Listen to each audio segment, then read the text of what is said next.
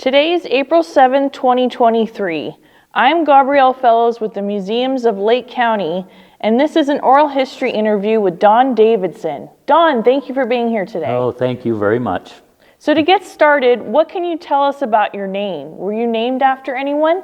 Yes, my middle name, first of all, goes back to Scotland, to a great-great-great-grandfather who married a MacNaughton bride. And it was the thing after that every oldest boy got handed down the middle name into the Davidson family. So that's how I became a Davidson, a MacNaughton Davidson. I see. Yeah. And what is your date of birth and how old are you? I was born April 1948 in Lakeport, California, and I'm going to be 75 in about 14 days. And where were you born and raised? I was born in Lakeport, on Martin Street in Lakeport, which is out past the fairgrounds. There was a hospital out there then. My oldest cousin and I were the last two babies to be born in that hospital before they moved down to Sutter Lakeside. And what else did you want? And what were your parents' names? Okay. I was raised on Argonaut and Highland Springs Road in Lakeport. My mom and dad, my dad and mom, Mac Davidson and Dixie Davidson, her maiden name was Riggs. Yeah.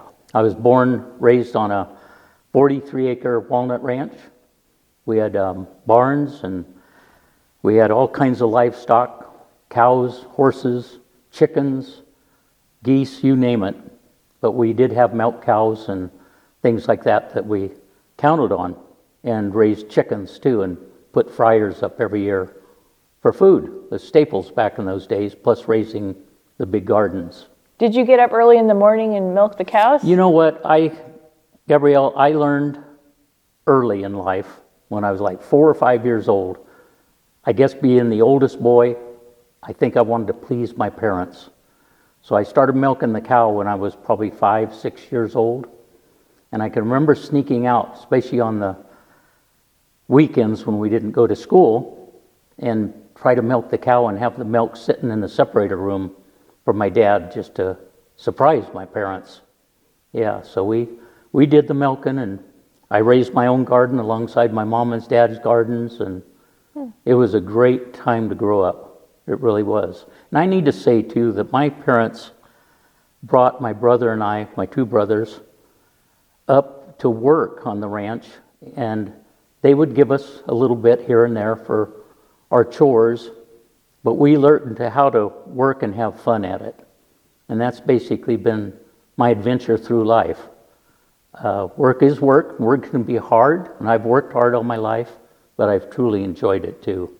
I can't say so for my body. It's taken a beating. Do you have any siblings? I have two younger brothers, Ronald Davidson. He was 2 years younger than I was. He lives in Tennessee at the time with his family. And then I had another brother, Jimmy, who was 8 years younger than me. And unfortunately, he passed away about 8 years ago from alcoholism and drugs. It was sad to say. But he was a lot younger, and my parents didn't seem to put the ethics on him like they did the two older ones. Yeah. And where did your ancestors migrate from? Well, the Davidsons, of course, came from Scotland and ended up eventually in New York City, and the Davidsons from there would end up in around Silver Creek, Nebraska area. And then my great-grandmother Belle, she was a Hill, her maiden name. She was born in Iowa, and her family would go to Nebraska, and I believe that's where eventually my great-grandfather met her. Oh, okay. Mm-hmm. And who would you say raised you and why? Well, my mom and dad raised me because I was their child, and they did a good job. They Dad came out of World War II, and Mom waited for him in high school, and they did the best they could. They came into a world with nothing, not a nickel. I think my grandpa and Grandma Belle and some of them helped. They bought a ranch down from my great-grandmother, my grandfather, my aunts and uncles, and we all had walnut and pear orchards together, which made it nice on Argonaut Road. But they started with nothing and worked hard. There were some things they did that were great in our lifetime as far as learning how to hunt and fish and work, put up gardens. We were learned, in that era. But later in life, I think they could have done better. What do you mean? Well, my dad and mom were alcoholics. And they weren't at first, but as they got... My dad was Scotch, from Scotland, and my mom was Irish. Riggs is from Ireland. And I don't think the Irish and the Scotch got along too good together. Mom wore the pants in the family, which I thought was wrong. My dad was kind of timid, and she was a disciplinarian, and we did everything what Mom said, the way she wanted her boys to be raised. She came from a family, her little brother died at an early age out in Scotts Valley in Lakeport, probably age of 1 or 2. And then she and her twin sister, Donna, were born, and my mom was more the tomboy of the family, of the two. My Aunt Donna was more of the lady-like. So my mom had to take on the responsibilities on their ranch because my grandfather, Curly Riggs, Donald Curly Riggs, had an aneurysm when he was late 40s. So Mom had to take over the ranch as probably 12 years old into her teenage years and milking cows and stuff until he got better and doing the chores, and she had her hands full. But that carried on into our family. And she wanted my brothers and I to be men. And a man to her was to drink, smoke, and cuss. Be a man. Yeah. Be a man. Well, that came pretty easy. But then later in years, it wasn't my life. It wasn't who I was. I was not born to be that kind of person. And luckily, I say the good Lord gave me asthma. I couldn't smoke. As long as we smoked with her at the table at 9, 10, 11 years old. But I had asthma real bad. And the drinking came easy. My dad got me drunk when I was 12 out at our hunting camp. And I drank till I was 30. Went away to college, drank through my college years, and sat at parties with my beer while my friends smoked marijuana. And I thank the Lord for the asthma. I thank Him today. One thing I didn't get to do was go into the military service. I wanted to serve, but the asthma turned me down twice from that. So that's okay. I got a beautiful wife out of it. Yeah. Yeah. So what did your father do for a living? After he got out of the Navy, he and Mom bought a 43-acre ranch, mainly oak trees, and had some pasture land, big barn, big 2-story old house. In fact, he took trumpet lessons in that house when he was a boy in the back room of where his bedroom was. So the house was very old. And they proceeded to clear the land, and back then, I remember seeing them holding drag saws, one man on one end and one man on the other. And then eventually they got a big old chainsaw, probably, I would guess 6, 7 foot, 8 foot long. One guy would hold one end of the blade up and the other guy would be where the big gasoline motor was. These oak trees were, 8, 10 inches or feet around, huge mush oaks. But they cleared all the land and then they planted about 40 acres of walnuts. Yeah. And I grew up with that. Yeah. Hard life. And then my dad, to supplement their income, He had two old trucks, and he would haul walnuts from Lake County to Modesto. And he would try to make a trip every day to Modesto and back. Hand load the sacks on the truck, stack them all up, big trucks, and then drive 2 or 3 in the morning, head for Modesto, get back late, got to load the truck before you go to sleep. They did a lot of work. And then he eventually turned it into Davidson furniture moving business. And he did that up to about 1968, 67, and he broke his back. Oh, okay. And then he had to give that up too, yeah. And then went from that, he worked with his brother, Uncle Orden Davidson, at building walnut pickers and things like that in a machine shop.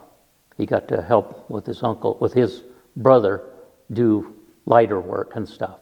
And then my mom went to work at Safeway. Oh, okay. Yeah, for 26 years. So she worked outside She the home? supplemented. Okay. Yeah, the ranch didn't bring income in for a lot of years when you plant a little walnut tree. In fact, I had a friend ask him one time, the trees were about 30, 35 years old. And he said, Mac, when do you get a crop off of these trees? And he said, I'm still waiting after 30 some years. Yeah. When did your parents get married? Oh, that's a good one.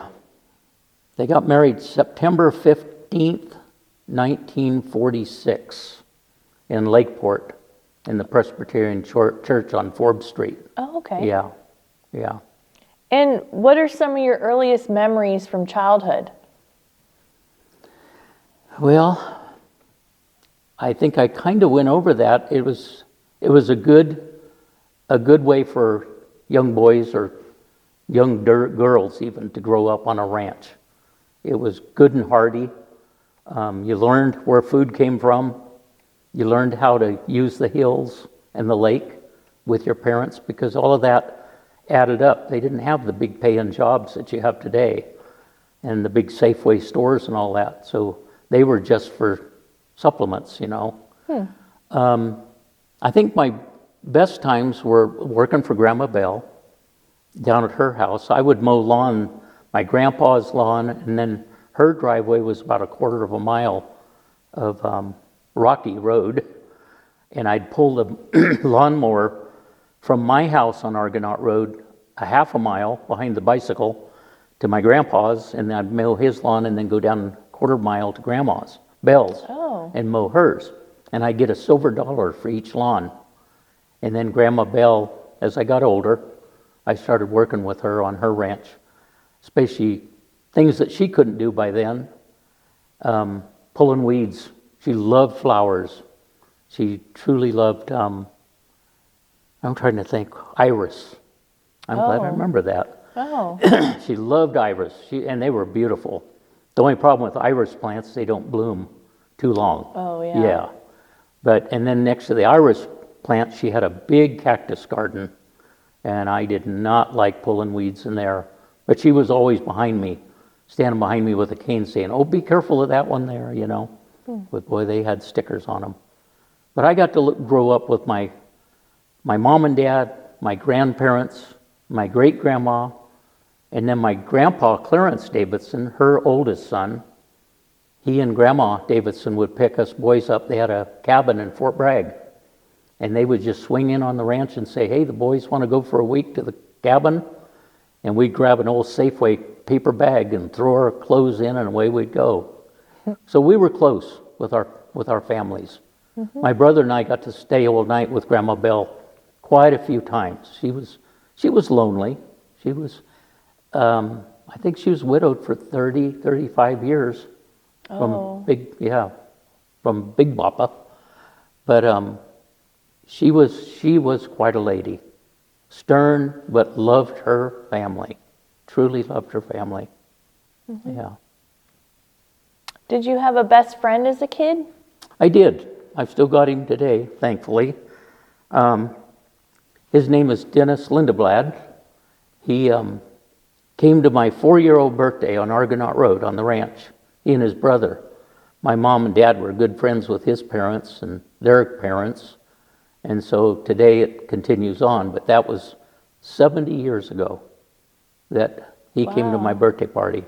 Yeah. And he's still my very best friend today.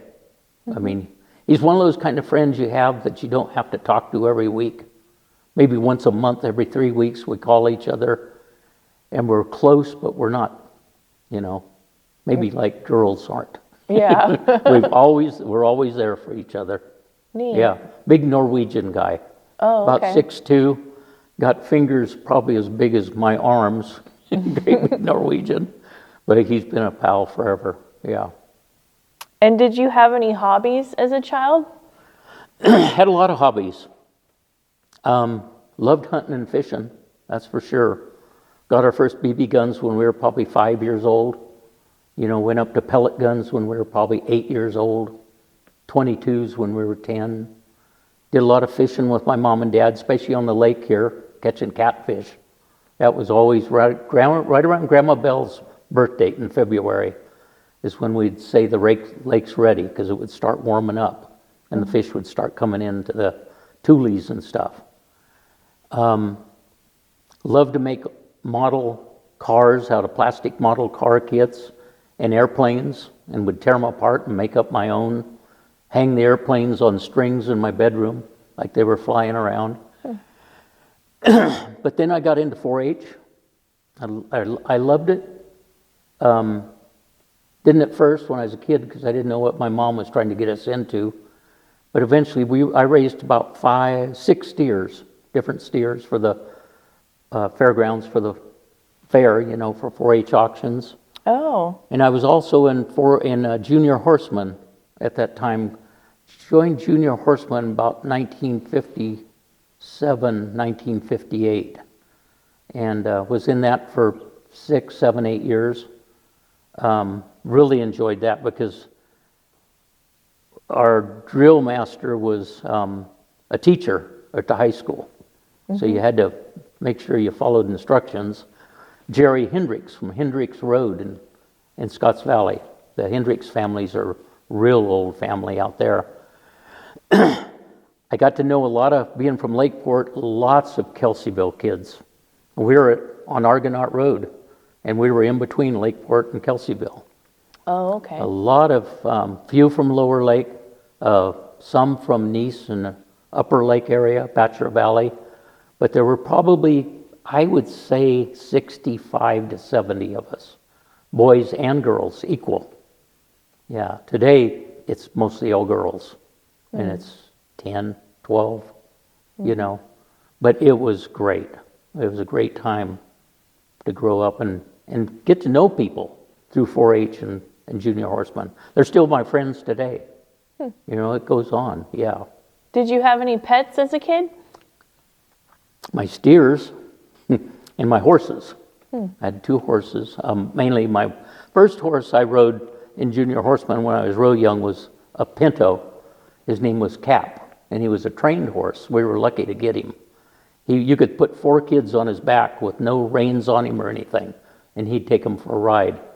He would shake hands with you, and of course, being in junior horseman, we learned drill. We had drill teams.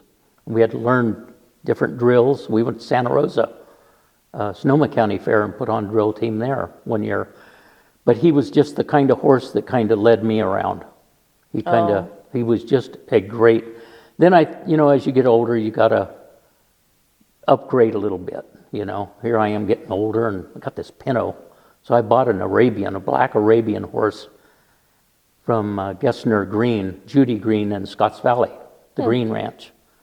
He was about 3 years old, big black Arabian horse, but he ran me. He was, I wished I had Cap back.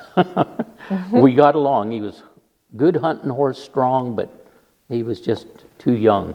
Hadn't been broken like Cap. Yeah. But I loved my horses, loved all the animals. The cows, milked them all the time.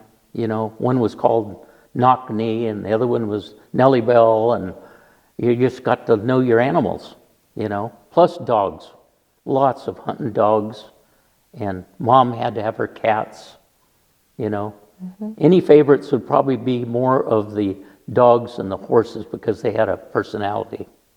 that Oh, you could right. get to know, and yeah. Neat. Uh-huh. And what stories have been passed down in your family? Well, I would say mainly from Grandma Belle and Grandpa Clarence Davidson, her son, on the Davidson side. And then my mom's side, we don't have a lot of history on them. They just, the one thing is, what I was really fortunate was my Grandpa Clarence Davidson, McNaughton Davidson, Grandma Belle's oldest son, he was a photograph nut. He had a camera on him all the time. Out in his machine shop, workshop, he had his own dark room, which as a kid, you learned to knock and wait. He was always developing photographs. Oh, So he, through what he did from his early age all the way down, we found that he wasn't in a lot of the pictures. He was always taking them. So we have some, but very few of Grandpa. But he started when we were babies until we went to high school. Mom and Dad wouldn't have done that, most of the people. They'll take snapshots, but we were very fortunate with that. And then with Grandma Belle, of course, we'd go down and stay with her at her house, and we'd have to hear all about Nebraska and North Dakota. And I think one of the one things I always was instilled in my mind was Grandma Belle telling us about living in a sod house in North Dakota. I think it was Ewell, North Dakota. And she stuck the barrel of her old gun out the window and shot an antelope as it went by. And she said, I'm a pretty darn good shot too. But she always let us know that. Yeah. But only she would know. I never saw the sod hut, but I wouldn't want to live the way they did. That had to be rough. yeah. And in the area they lived in, the wind and the snow and oh man, we've got it so lucky here in Lake County. We're really blessed. So, what was your favorite subject in school? Oh boy, I didn't do well in school. Excuse me. I just have to say, I went to school in kindergarten. I remember my Grandma Belle talking to my mom and dad saying, I'll take him to school, because she worked at the library in Lakeport. And my kindergarten class was down on Park Street in the library park. And it was under the Carnegie Library that's still sitting there today. It was in the basement. I thought I was being punished.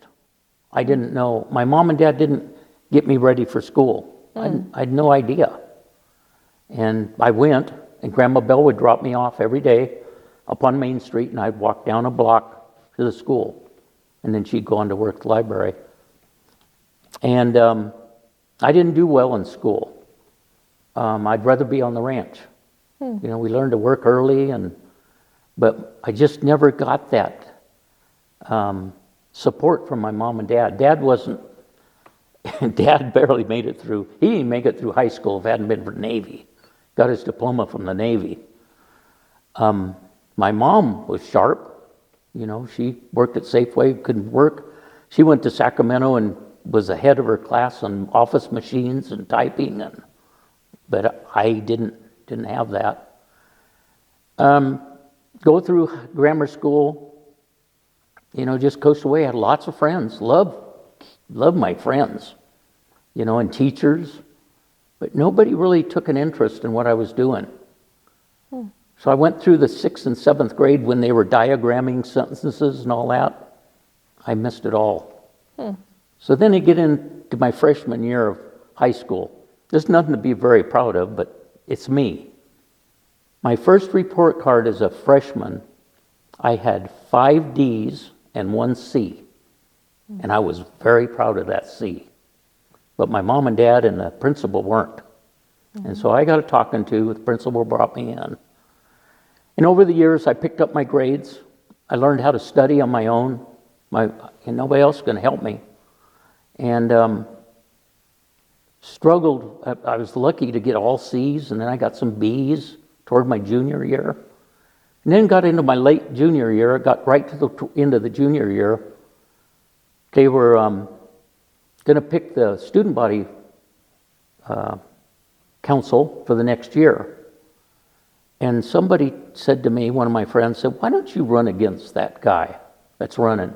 He was an A-plus student, athlete and everything. I'm a B student by this time, but I'm taking the easy classes in high school. And I'm not an athlete. I played all the sports, but I was the bench warmer. I wanted to be with my friends. So I ran against this opposition, and I won it. I couldn't believe it. Wow.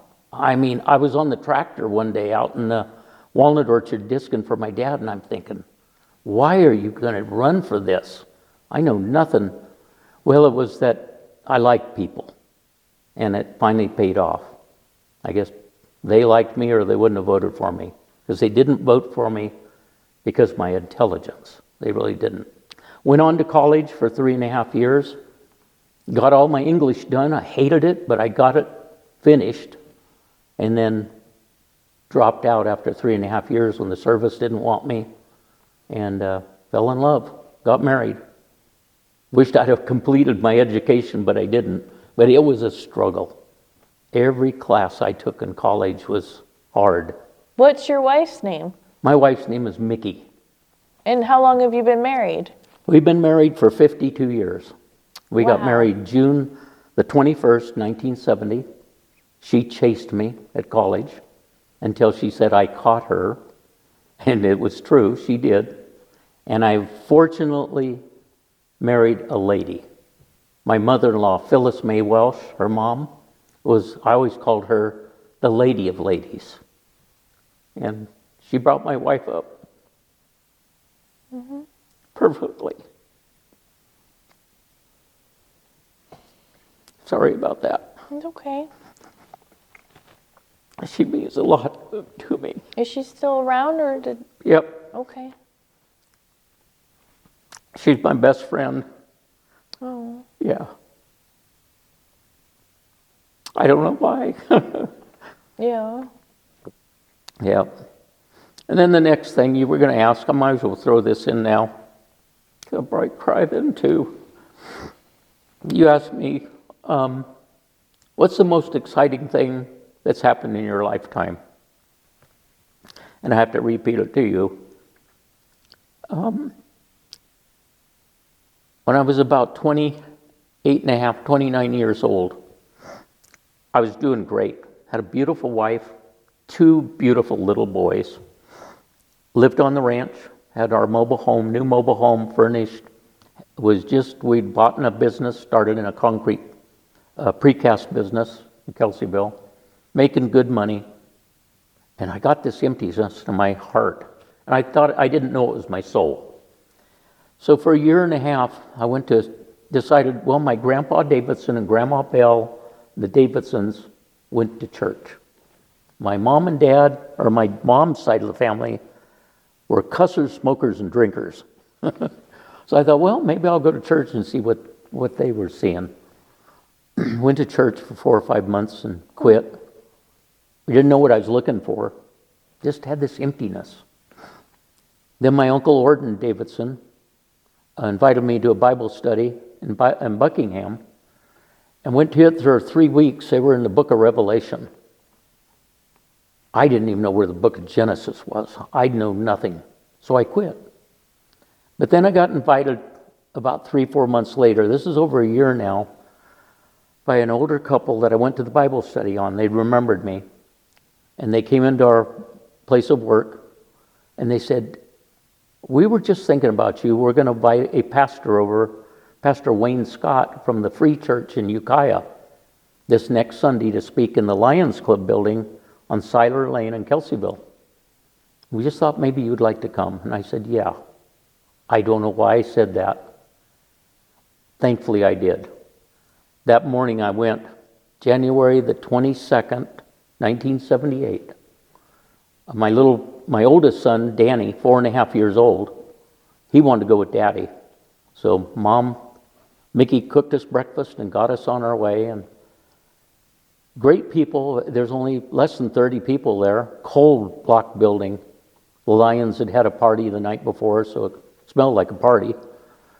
And met some people I knew, and kind of recognized people you'd seen in the town that you didn't know. Sat down, and after 40 minutes, Pastor Wayne Scott got up there and told me about my Lord and Savior, Jesus Christ. And I couldn't believe it. That emptiness went away.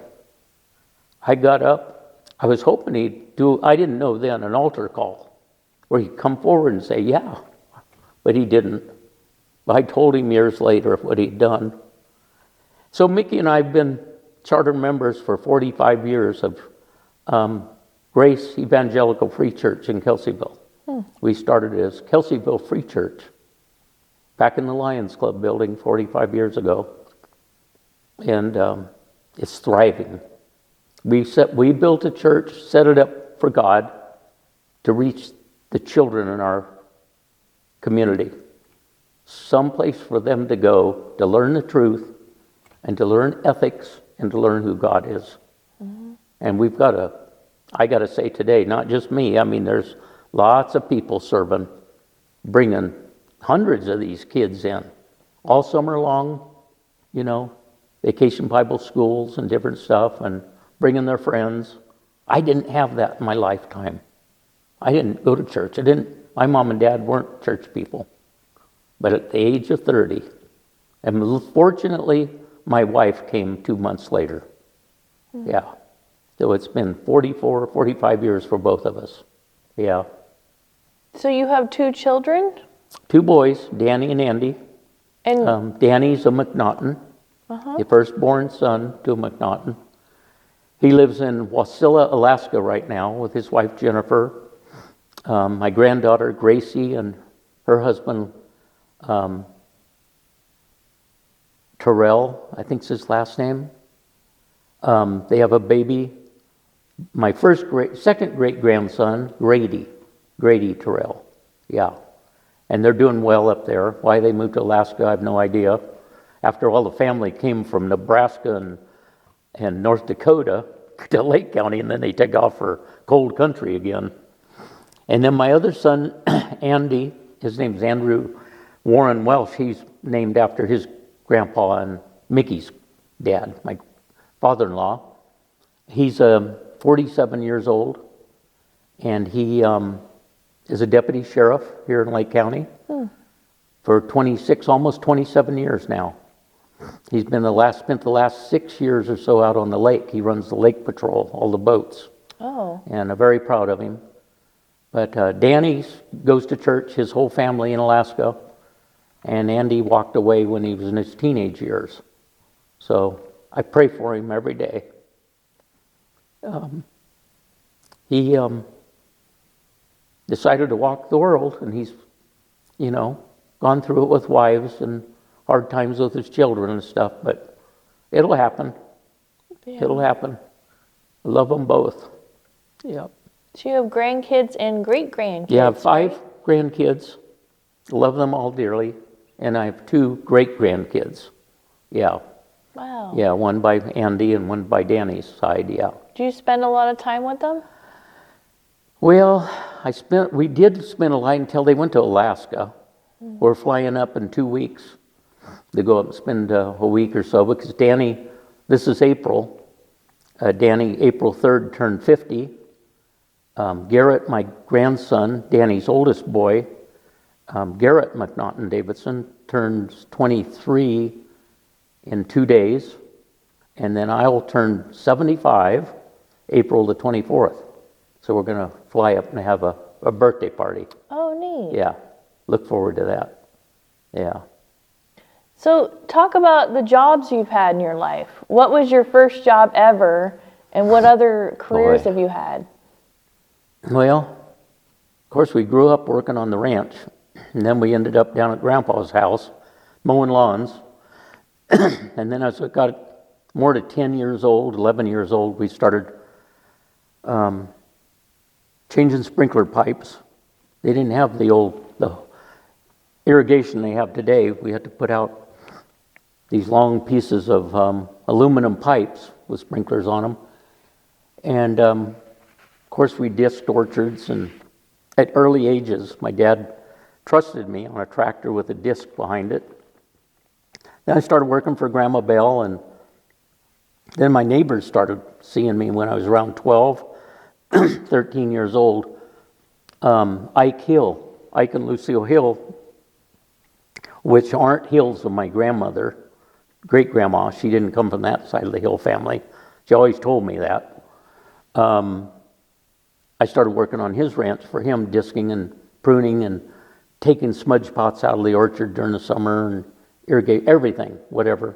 I had a Model A pickup, and in those days the highway wasn't through from Kelseyville to Lakeport, the highway we have today.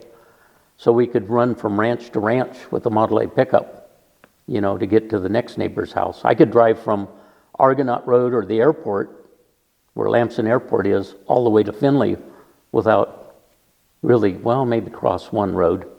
Yeah, but there's no major highways then, like there is now. I went from there to Lamson Airport, worked with them for 3 years, off and on.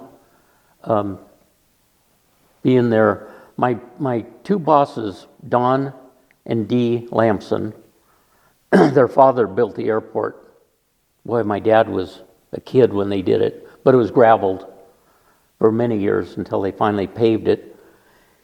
And then I got hired by the Lamsons to, early in the mornings, my first job was to be at the airport at 5 in the morning to help Dee load the Stearman or the Piper Cub airplane, whatever he was flying that day. He did crop dusting and spraying. So I got to be his, there's a name for it, I forget what it's called, swamper. I was the swamper boy. So they would put me in a suit and a respirator to protect me. They made darn sure. And we'd load these chemicals all morning long, and he'd dust. And when I get through, they'd make sure I went home and took a shower and then get back to work. And then he'd go home. Don lived there at the airport, and I ran the snack bar and greeted people, filled planes up, fueled planes when they come into the pumps, and just kind of helped him out as he taught student pilots and flew for Federal Forestry at that time. So he was busy flying airplanes. So that was a great job. Even when I went away to college, they'd call me Thanksgiving and Christmas time, Easter time. They knew the holidays were coming up, and I'd go with Dee, the crop duster, and we'd end up either in Covelo for a week, 10 days, or down in Healdsburg. He sprayed all around the Sonoma County. Then it was prunes down there in Napa. It wasn't grapes, it was prunes. And so I had off and on with them over the years, working on my holidays. And then when I was in high school, 1965, I started working at Conocta Harbor Inn. As when it first started. We got on the landscaping I worked there off and on for 6.5 years.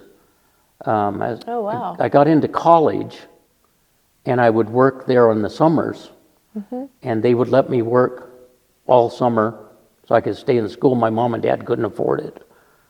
And I could work a Saturday and a half a day Sunday and stay in Santa Rosa Junior College and then Sonoma State. If I worked a day and a half, I could stay in school a week. So if I'd eat little cheap hamburgers in the cafeteria. It was, you thought it was rough then, but it wasn't. Did you ever see any concerts at Conocti? Oh yeah. But Which those ones? were a long time later. Oh. I mean, this is 66. Oh, so they didn't have them then? They had some in the concert room next to the bar inside. Yeah, saw some of that, not very much. Oh, okay. We were usually there we got paid overtime as landscapers to be not bus boys, but garbage boys. Oh. We'd haul the garbage in our dump truck, our landscaping dump truck, for them. And then once a year they'd have a plumber's picnic for all of the local 38 Plumbers Union members and their families would all come to the Conocta Harbor Inn from the Bay Area and around, wherever they belonged to the union. And those were long weekends. Those were dirty. We got to haul all the garbage and everything. And they weren't, they had quite a party. But it was fortunate. I loved landscaping.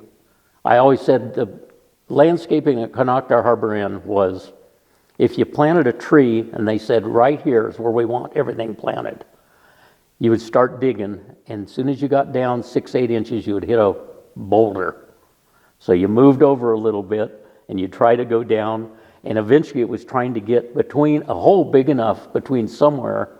Well, to tell you the truth, that if you look down the line of trees, they weren't all straight. They were wherever we could get them, because that mountain of Conocta is made of boulders. But Conocta Harbor Inn, I got to say that Joe Mazzola, he was the head of it, the head of the Plumbers Union. He treated us very, very well, really did. I got fortunate to landscape his home in Ocean Drive in San Francisco, down from the zoo. And quite a few of the other people, I didn't like it in the city. I didn't like it when they said, you're going to the city this week. But we'd load up the big dump truck with all the plants and stuff and spend a weekend in San Francisco. I was born in Lakeport. I did not like the Bay Area. But he treated us very well. Very well. Yeah. So what other jobs have you had? Well, after that, I went from Conocta Harbor Inn in 1971, and went to Napa, and I worked as a boss on a landscaping crew there for about 2 years. I'd go every day from Lakeport to Napa and back home every night. And in those days, believe it or not, there were hardly any yellow lines on St. Helena. You could learn where to pass people. Today, there's no way. There's so many people, so many vehicles. But I enjoyed working down there. And then I got offered Mickey and I were going to start a business up here into 72. We were going to create a rock yard on a nursery. And we were just getting ready to go to the courthouse, and a neighbor stopped in one afternoon. I was working on the papers, and he said he wanted to get out of his concrete business, building mainly septic tanks for Lake County and parking curbs and all whatever goes with concrete. And I couldn't believe it. I mean, he gave me an offer that, at the age of 25, 24, you couldn't turn it down. And we made the deal, and I had him paid off for the business, I had him paid off in 2 years. And then we picked up the property right after that. And we ran it for 23 years. And finally, with building declining, through recessions, and not the sewers so much hurting, yes, there were still people built outside, but it just got to where I couldn't support my family with what was coming in. So I got hired by Parnham Paving out of Ukiah, which they were out of Los Angeles. And somebody turned my name in to the president in Ukiah, and he called my wife, and we were just closing the gate that Friday. Now this is how God works. I was out at the church because the business was just, I gave my contractors 2 years notice. This is the day we're closing the gate. And I was out at the church because there wasn't much going on. We were going to close the gate on Friday, and here it is, the last week. And I'm out at the church doing something. My wife calls, said, I think you need to come back to the yard. And she said, the president from Ukiah, Mr. McCraley, wants to set an interview up with you. They're looking for a manager for the Lake County end of the concrete business here. And they had an asphalt plant too at that time here in Lake County. And so I met with them 2 days later, but it wasn't him, it was the manager of all the ready mix plants that they had under Parnham. And they hired me. And in fact, he interviewed me for 10, 15 minutes. And he goes, why do you keep looking down the hallway? And I said, well, and I didn't know the guy managed me. His name was Mike Brown. I said, well, I'm waiting for Mr. McCraley to come, the president. He goes, I've been interviewing you for the last 10 minutes, Don. He goes, you're going to do. You're going to make it. So I was very proud of that. Worked hard at it.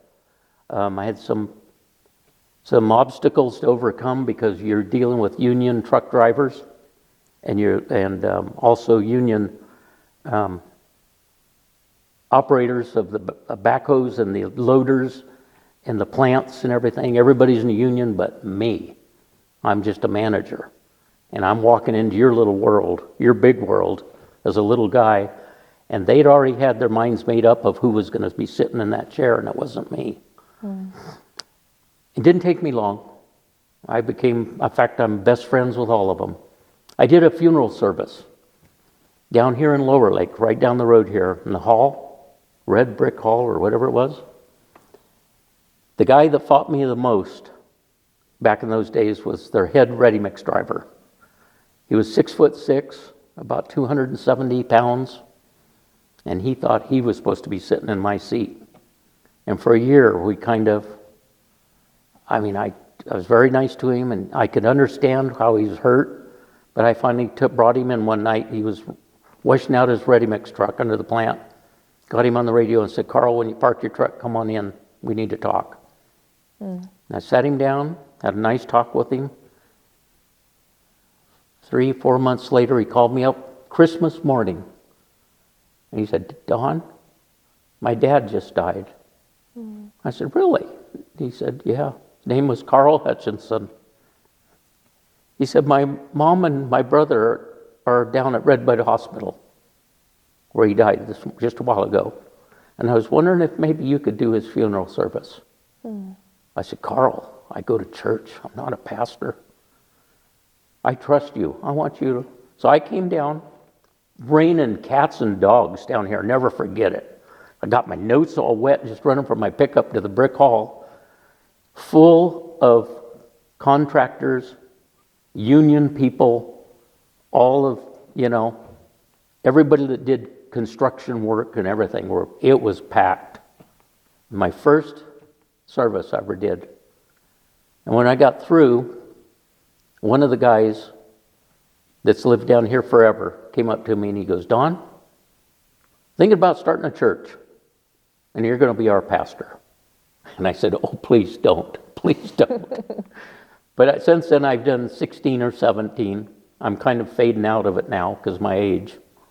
But going from that Parnham ready mix and all of that, just making friends, I'd get up and go to work at 5 in the morning over there. I'm salaried.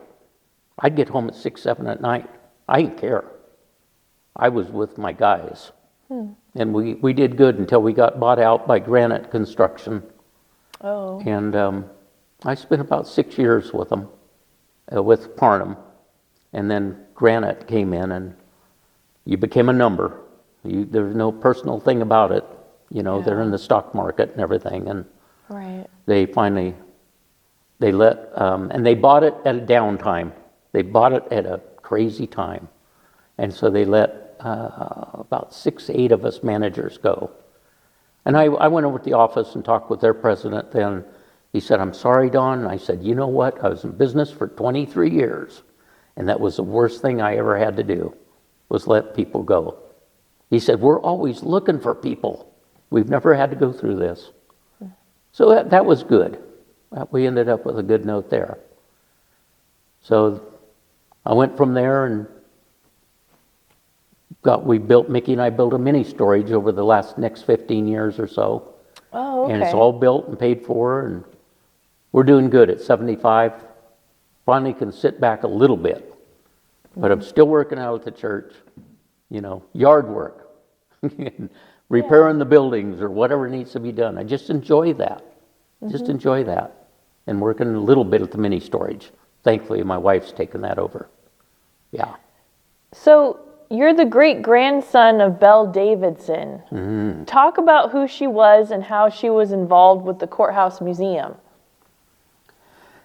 Well, great grandma, I guess from what I can read and find, she always loved the native Indians. I'll see, this is back before I was born, and I think it's around 1935 or 36. She petitioned the Board of Supervisors for money to build a museum. And I don't have those records now, but I've seen them. I think they gave her $2,600, but it may have been less than that. And they built a museum, a block museum out of that. And she became the curator, the first curator. And we've got lots of pictures from the family of the baskets that are in the museum. A lot of them are from her, donated. But I worked for her, like I said, out on the ranch. I wasn't born until 48. But I worked for her like in 54, 5, 6 when I was little. And mowing her lawn, pulling weeds. But then she had her own little museum behind her house. And I remember they eventually moved it to the side, made it part of her house. And I would work in there with her, cleaning and dusting and doing things like that. And she had some nice, really nice stuff. What kind of artifacts did she have? Everything you see in the museum, basically. I mean, lots of baskets. I think my favorite baskets as a kid, I remember, tiny ones from big ones and tall ones, some basket things. But the littler ones with the quail feathers and the duck feathers, the pretty, I can still see the blues and greens and oranges, things like that. She had women, I don't know what the men did for her, but mainly the women would weave baskets and trade. Now, what she was trading, I don't know. I know she was very good with the Indians. If it was walnuts and pears or meat off the ranch or whatever they needed for supplements too. This is before she formed the museum. This is back in the 20s when she used to deal with them. And she had a lady down here in Lower Lake. I haven't found her name yet. I think it was Ida. But she would drive from there down to Lower Lake. She would make a lot of baskets for Grandma Belle too. Oh. So it wasn't just, I don't know if Lower Lake were Pomos. I assume they were part of the Pomo tribe. But I know in Lakeport they were Pomos. Yeah. And I think I told you once, Gabriele, that about I saw a picture of her in her buggy, which we ended up owning and gave away.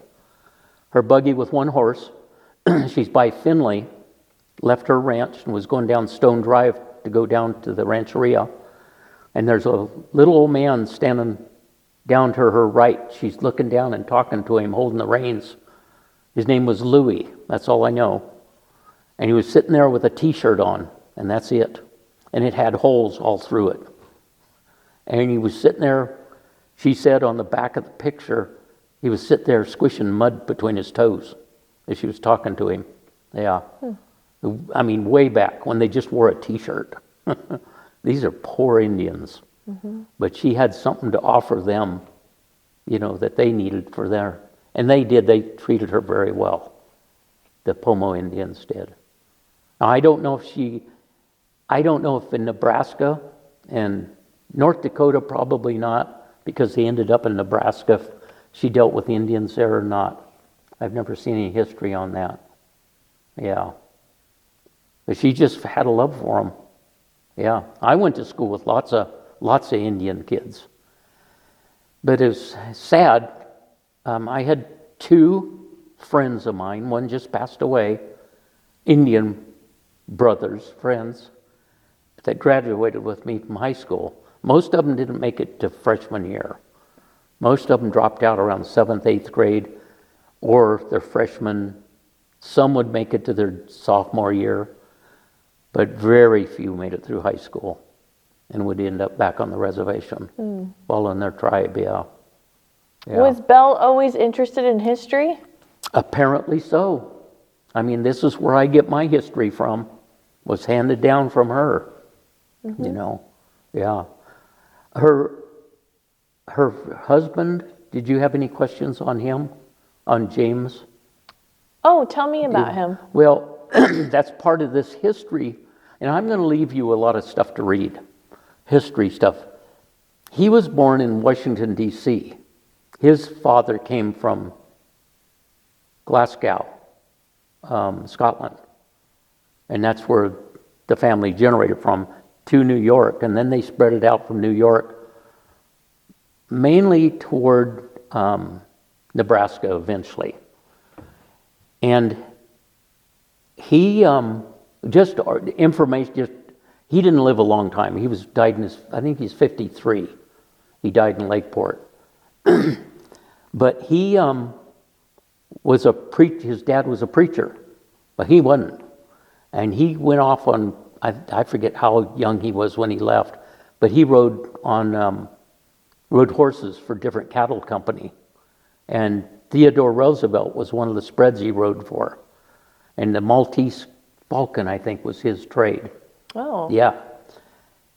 One interesting thing I came across just several years ago, one of the junior horsemen and 4-H members that I was in school with, she became a teacher. She moved to Montana. And she's written 2 books about this man who was on these cattle drives for Teddy Roosevelt and all of these.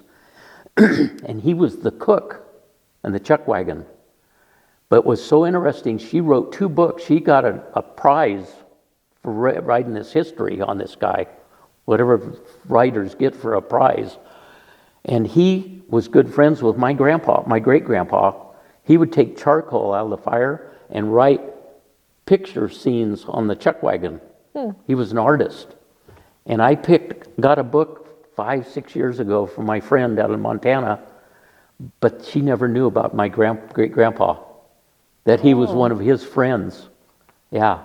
And I didn't know that till I got to reading through our history. And I went, oh, if she would have just known. Yeah. But it's amazing, you know. And Grandpa, he saw Teddy Roosevelt. They met him in Nebraska, I think. He was on the back of a train campaigning, and he remembered my great-grandpa and shook hands with him, and, you know, things we never get to do. How long Yeah. was Belle the curator of the museum? Oh, that's a good question. That's hard to... She started I think she got appointed around 1936. I was in kindergarten in 53, and I know she went probably up to 1960. I'm just guessing, Oh, okay. you know, Yeah. because I brought my wife home. We weren't engaged yet. I just brought her home to meet my mom and dad, and Grandma Belle was in a nursing home, and that was 69. And Oh, okay. I remember going to the nursing home in Lakeport and saying hi, and I go, Grandma Belle, I want you to meet my girlfriend. And she said, is she just your girlfriend? I said, well, I think I'm going to marry her. I didn't tell my wife yet. And I let my wife go in front of me, and she looked down and held Grandma Belle's hand, and she said, looked up at her, and she had a droop in her eye and stuff, so it made her look kind of mean. She looked up out of her bed, and she goes, do you love my Donald? And yes, Grandma Belle, I do. Yeah. So she passed away the next year, I think it was. Oh, okay. Yeah. Yeah. And the law library used to be the museum, right? Yes. The brick law building that it is now. And then they're fortunate enough they moved into the new one and made the old one. It's a good thing they did that. That was very good. Mm-hmm. Yeah. That's quite an attraction in town, right in the center of town. Mm-hmm. Yeah. So you were involved with the Lakeport Fire Department for 42 years. Oh, yeah. Talk about how you got involved with the department and what you enjoyed about it. Oh, wow. Well, my grandpa, Clarence McNaughton Davidson, his house burnt down. My dad lived there then, about 40, 41 or 2. And in those days, out on Argonaut Road in Scotts Valley, or Lake in Big Valley, and even Scotts Valley, they didn't have fire departments. The only fire department was in Lakeport, in the city limits, so Lakeport. In those days, Kelseyville might have had one truck, and then you had your forestries, which closed down in the winter. So what the ranchers did in those days was put their spray rigs away in their barns during the winter and keep them full of water. And they put drop lights underneath to keep them from freezing up, heat lamps. And then if they got a call, they'd either hook a tractor up to it or back a pickup up to it and drag it to the fire scene. And these spray rigs in those times, you had the big tank, and you had a ladder that went up, and you had a platform over the tank with a railing around. And the guys had a big 6-foot, 7-foot wand that they would spray the prey trees with. They didn't have speed sprayers back then that blew it into the trees. So they would fight it, spray from up, and that's how they fought the fires. Anyway, Grandpa Davidson's house burnt to the ground. Well, he had nobody to fight it. So that's when they started the spray rig idea. And then in 1953, I was in kindergarten, I think. My dad, it was on November 30th, 1953 or 54. It was my dad's birthday. It was late in the evening. Mom had gone to town to pick up my brother at a birthday party. And Dad took me into the living room of this big old two-story house. And he said, I want you to sit here, son. I'm going out to the machine shop to put away my hammer, my new hammer and saw. You sit here until I get back. Okay. So I was sitting there at the fireplace, and in those days, the lizards would come out of the cracks. They'd sit out there to get warm too. I'm sitting there watching them and sticking them with a stick. And pretty soon I hear this roaring sound. I go, what is that? So I thought, so I got up and I walked down through the dining room and looked down the hallway and looked into the kitchen, and it was glowing in the kitchen. And it was a roaring sound like a jet motor. I mean, it was roaring. So I walked into the kitchen. My dad had gone outside and started a fire in the trash burner in between the cook stove and the sink, little narrow trash burner. The pipe went up inside the kitchen and through the attic, big attic on top and then out the top. Well, it got so hot, he forgot to turn the damper down. And it got so hot it burned. And it was about 1.5 feet away from the wall, but it got so hot it burned a hole in the wall. And the walls in those days weren't built like houses today. Now they block them every so many feet with 2x4s horizontally. So the fire raced all the way to the top and out into the roof area. I ran outside and screaming my head off, and he come running. He said, I thought you cut your hand off or something. And I couldn't talk. I was just screaming, and I was pulling his hand. And we went up the back porch, and I pointed in the window, and he said, stay right here, stay right here. So he came out, and then I knew we were in trouble. It was quiet evening, dark, about 7 o'clock, 6:30, but it was dark. And he started yelling, and through the whole valley you could hear in those days. And guys were out milking cows in their barns. And a couple of them heard him out on Highland Springs Road, and then he could whistle. Boy, he could really.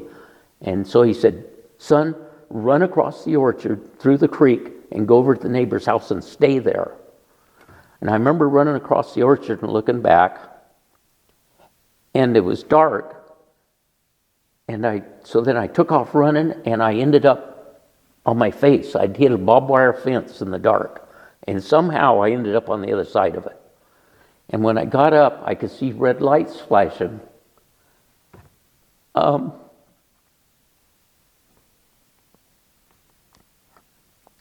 scary times.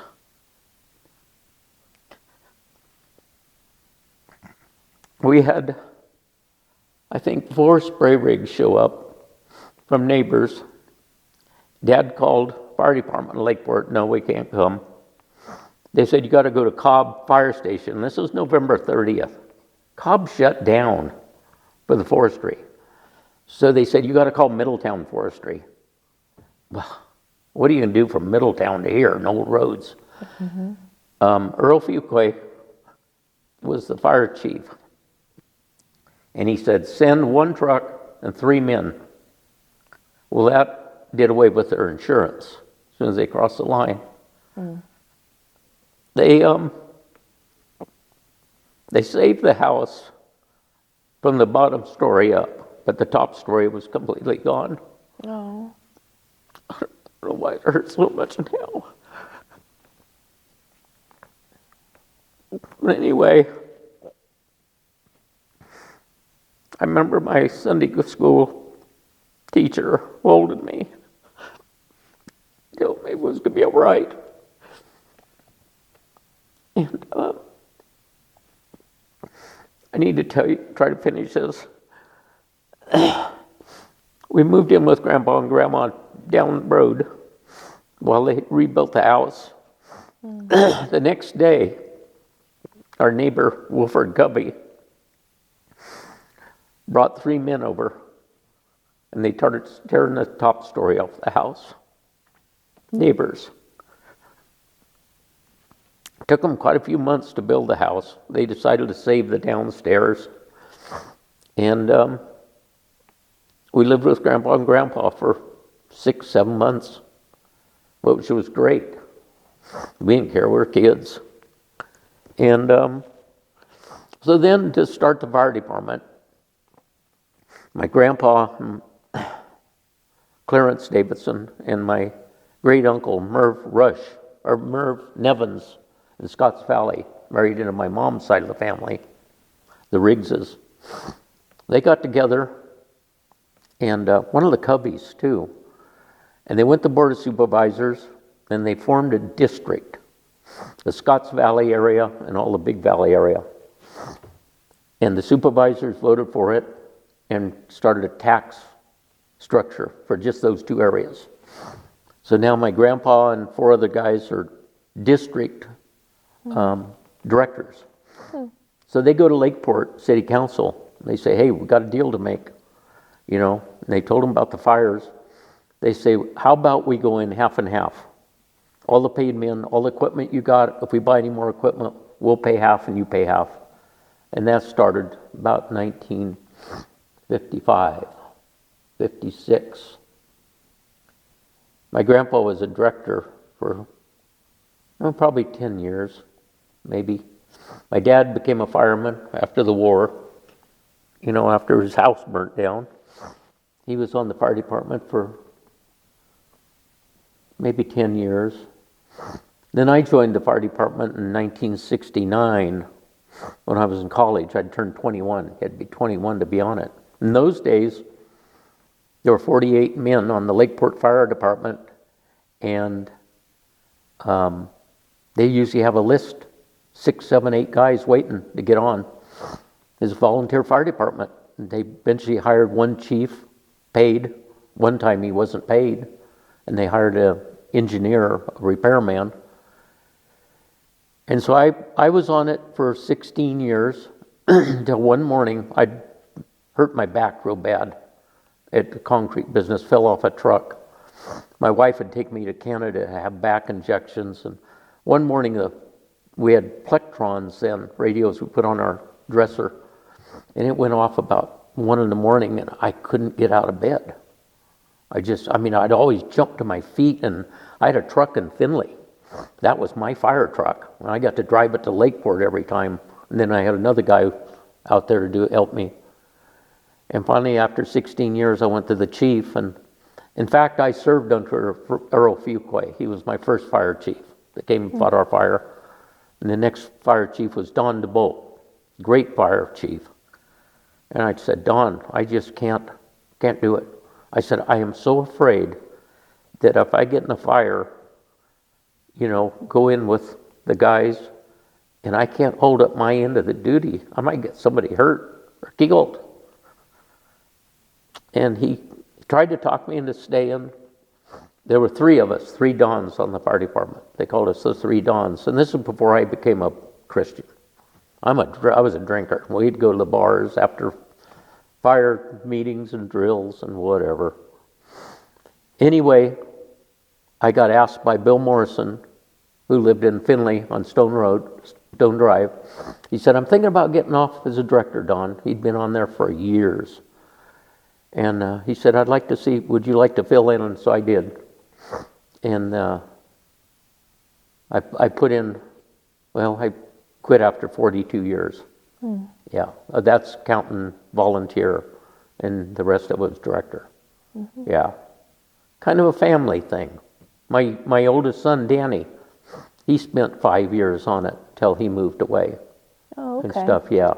Otherwise, he always wanted to be the fire chief, but he got in other directions, so.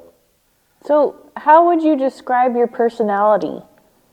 Well, I'm a crybaby, as you can see. Never was a macho man, I don't know. You like people, right? I love people. I really do. Always got along with older people, younger, whatever. It just doesn't matter. I used to fight with my brother. He was younger than me and bigger than me, especially when he would drink. He'd come home and we'd go around and around. But other than that, I've never been in a fight with anybody, even at school or even on the football field. I was usually the one running away from everybody. But I wasn't that type. My brothers were. They were fighters and everything. I just got a different personality than them. Yeah. And I'm thankful for it. I won't be a bully. And how do you spend your time these days? Do you have any hobbies? I love working. I work out at the church. Minor maintenance now because I'm 75. Gonna be in a couple of weeks. I love working around our house. We have about an acre. And then we have the mini storage, 130 units. And I've kind of backed off, but I still do part of the maintenance work on the doors and whatever needs to be done other than talking with the people. Finally got tired of people coming and listen to all their problems, why they weren't paying. Oh, yeah. So my wife, Mickey, takes care of that. She's a great business person. She and I both took business in college. Oh, and okay. She's the stronger one of the two. She's very sweet and everything, but I love the fact of my wife, number one, is she's a lady, and as we worked 23 years together at the same office and building. I can honestly say to you today, we've never had a fight.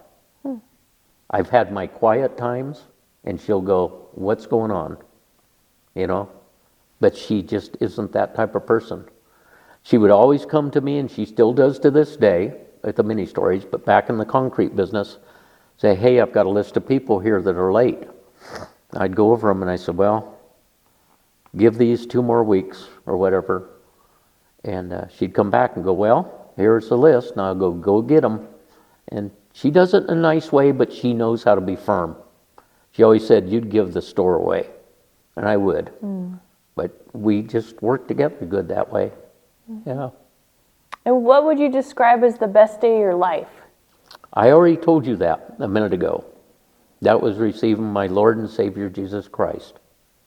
If it hadn't have been for that, I don't know where I'd be today. The world's rough, and it's getting rougher. And I am so thankful I have a Savior, a God who loves me. I didn't know it until I was 30. I was living the life with everybody else, had a beer can in my hand, thinking that's the way you do it, But when I met the Lord, it just changed everything. I'm a lover. I like people. And I was running out there with the crowd, and I didn't realize I didn't like doing that. It really wasn't me. you know. And like we go back to Scotland. We have pastors in the family, you know, McNaughtons in the family. I'm sure there's some of them probably had my personality. Some probably didn't, but they were rough.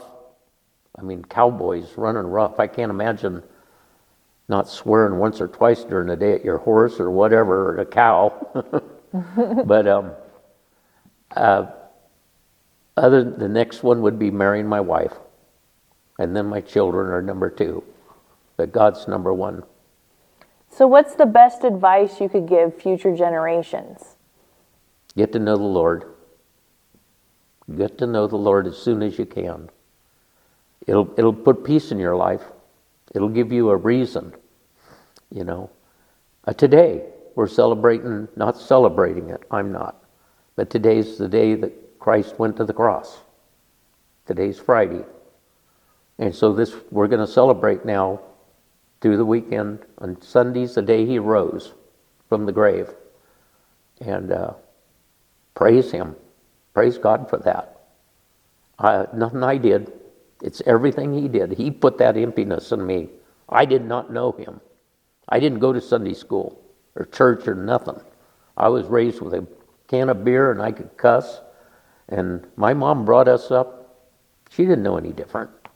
She came from the Christian Science background. And whatever that is, I don't know. But treat people with respect. They'll treat you the same way. If they don't, love them anyway. Got nothing to give up.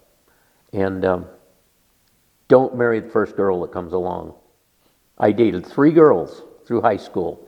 If I'd have married any one of them, I'd have been divorced. Mickey came along at college when I was not looking. I had a can of beer in my hand going to college, running around with my guys that I loved, and God brought her to me.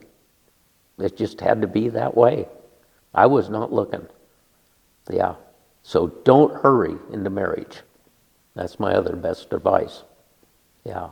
And is there anything else you want to share about yourself or Belle?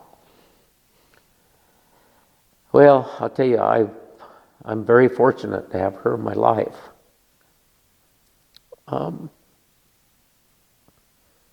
She was a person you looked up to. You know, she had hard times. You know, one thing we didn't talk about, Gabriele, is when she came here to Lakeport, they came partway by railroad, and then they got in buggies and so forth, came into Lake County, wagons. And she lost her first son. No, Grandpa Clarence Davidson McNaughton was the first son. Their second son they lost in Silver Creek, Nebraska, somewhere in Nebraska. He's buried there. She got across with Grandpa Clarence and 2 other boys into Lakeport. And they soon, all 3 of them got scarlet fever or diphtheria. I don't know. I guess diphtheria is one of them. I think it was scarlet fever. They think they picked it up on the train ride partway. 2 of them died, Nate and Merle. And they were only 7, 8, 9 years old. And they died in Lakeport, on Main Street in Lakeport. Just this, if you're heading north on Main Street, just as you see the Catholic Church, there's a building across the road from it. It's called the Mallard Inn, I believe now. Karen Mackey has an inn there. But they died. That was the hospital in Lakeport at that time. That's where they died. Grandpa Clarence caught it too. But luckily he made it. He doesn't know why, but he claims the Lord brought him through it. He really did. And then his sister Medora was the last child Grandma Belle had. Oh, and she okay. was born on the ranch in Lakeport. Yeah, on the Argonaut Ranch. Yeah. But it has to start with Grandma Belle. I didn't know great grandpa.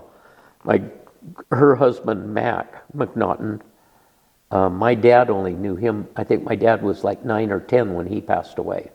So I wouldn't have known him. But I was very fortunate to know Grandma Belle. It gave me, even though I have that soft side in me, it gave me that, don't take any wooden nickels type of thing. I love, like I said, I love people and everything. Don't like being taken advantage of. But that doesn't mean I'm going to throw you away either. I'll come in on the back door and visit you and become a friend. And that's the way she was too. Yeah, she loved people or she wouldn't have been doing this. Yeah. Look what she did for our society, Yeah. Thank you so much for taking the time to speak with us today and for sharing your stories. Oh, I appreciate it. Appreciate that you let me do this. Sorry for the tears.